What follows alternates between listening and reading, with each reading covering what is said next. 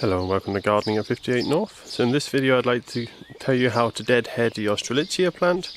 So this here is a bird of paradise plant, and it flowers a little bit differently to most plants. So it comes up with this large flower spike, and then it has 4 to 6 little flowers coming out of this beak looking thing, which is this horizontal section here.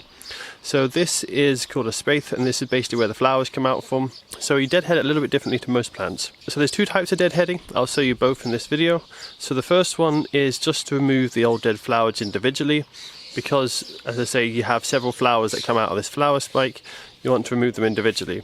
So on this one here, we've had 4 flowers, and you can have up to 6 flowers on each flower spike. Now what I need to do is remove these dead ones which are on the left and lower down. They're no longer looking very nice, so I need to get them removed.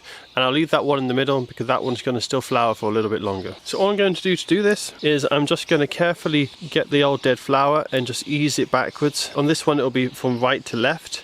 I need to just gently pull it back and pull it out by hand, just being careful that I support the main part of the flower stem so it doesn't break off. And it should just cleanly snap off, and it'll make the flower look much cleaner. That's all the old flowers taken off. As you can see, it looks a lot nicer now, and you just basically keep doing this until the last flower is finished, and then you need to cut off the whole flower spike.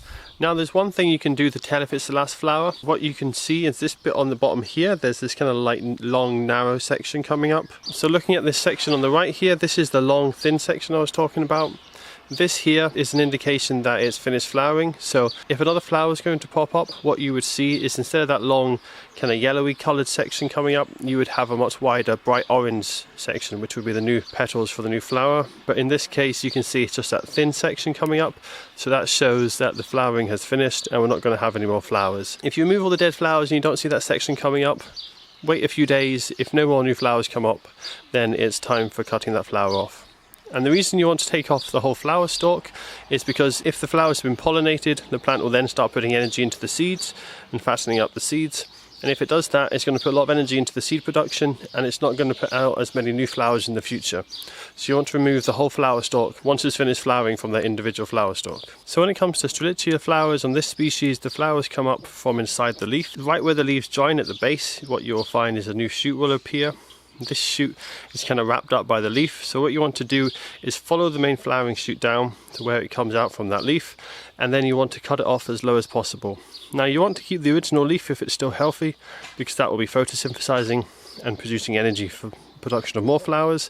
So you just want to go down, take your sharp secateurs and cut it off right where it comes out from that original leaf. So that's the flower stalk now cut off, and what will happen now is the plant will focus more of its energy onto producing new flowers and new leaves, and will get a much better display in the future. So this deadheading works best on this species of Strelitzia, but other similar species of Strelitzia, it will be a very similar process in deadheading them.